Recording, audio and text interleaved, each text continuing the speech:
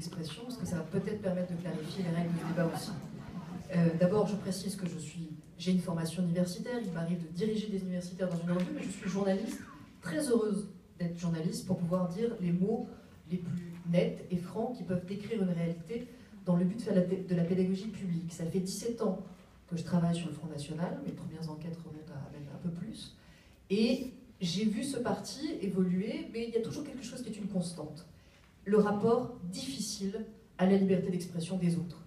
Et c'est étonnant d'ailleurs, parce que le Front National a souvent revendiqué la liberté d'expression quand il s'agit de défendre des propos incitant à la haine, et donc plusieurs de ces cadres ont été condamnés, même pas pour xénophobie, pour incitation à la haine, carrément. Et je vais y venir, monsieur, je vais y venir justement. Le Front National revendique la liberté d'expression quand il s'agit de soutenir des propos négationnistes, c'est-à-dire qui défendent des mensonges sur l'histoire de France. Mais par contre, le Front National ne veut pas défendre la liberté de la presse, ne veut pas défendre la liberté d'expression de journalistes critiques envers le Front National. Et a déployé ces dernières années, et ça pour moi c'est un des critères qu'il faudrait rajouter à la notion d'extrémiste. Pour le coup, ça n'est pas que d'extrême droite, c'est un critère qui définit un extrémisme en général, c'est qu'effectivement, je ne connais pas d'autres partis politiques en France sur lesquels il est aussi difficile de travailler, de parler sans être intimidé par les tribunaux, sans être intimidé physiquement aussi. Donc maintenant, on va faire le détail. Vous inversez les rôles. Bien sûr, bien sûr. Oui, bien sûr, monsieur. En l'occurrence, quand complément d'enquête, je vous donne juste un exemple, quand complément d'enquête, le Front National fait en ce moment plus de 60 procès à des opposants et à des journalistes. La permanence juridique du Front National tourne à plein tube avec l'argent de nos impôts, il faut quand même le savoir.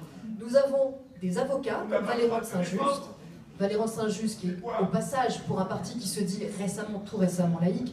Monsieur Valéran de Saint-Just vient quand même de l'organisation Chrétienté Solidarité en croisade contre l'avortement au nom du catholicisme traditionnaliste.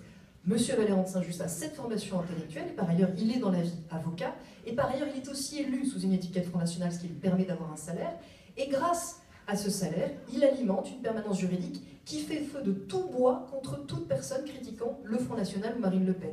Ce qu'aucun autre parti politique français ne fait, et sûrement pas dans ces proportions-là. Parce que je précise que ce ne sont pas des procès qui sont faits pour des faits faux sur le Front National, ou sur des propos réellement parfois qui mériteraient, parce que le Front National aurait raison, des fois il y a peut-être des propos qui vont effectivement trop loin. Non, ce sont des procès contre des fois simplement, et on le voit bien avec la menace qui a été brandie, qui n'est pas tout à fait nouvelle, mais qui vient d'être rebrandie, simplement pour faire interdire des commentaires politiques. Parce qu'après tout, estimer que le Front National est un parti d'extrême droite, ou estimer que l'UMP est à droite, ou estimer que le PS est à gauche, ou plus ou moins à droite, ou plus ou moins à gauche, ça relève du débat politique, du commentaire politique, et la liberté d'expression minimale. Donc le fait de mettre cette menace dans le débat public, en soi, trahit un rapport extrêmement autoritaire, et vous laisse imaginer, venant d'un parti qui n'est encore que dans l'opposition, mais ce que ça peut donner si ce parti passait un jour du côté de la majorité à cause de rapport à la liberté d'expression.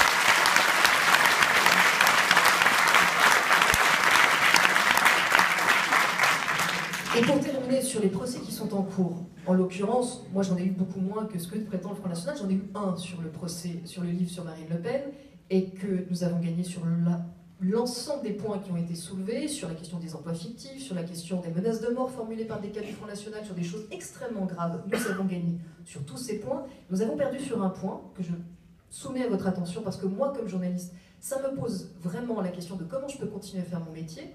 Nous avons perdu parce que nous avons cité les propos de Pierrette Le Pen, la mère de Marine Le Pen, qui, dans de nombreuses interviews, notamment dans Rolling Stone et dans d'autres revues, au moment du divorce avec Jean-Marie Le Pen, avait rapporté des anecdotes qu'elle était bien placée pour avoir vécues, puisqu'elle avait vécu assez longtemps avec Jean-Marie Le Pen, des propos tenus par Jean-Marie Le Pen sur les Juifs, extrêmement éclairants.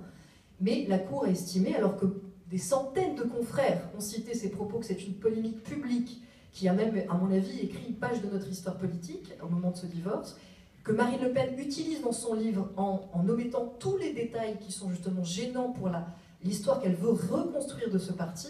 Simplement, dans notre livre, nous avions juste rappelé les propos qui avaient fait polémique, parce qu'il nous semble que ça fait partie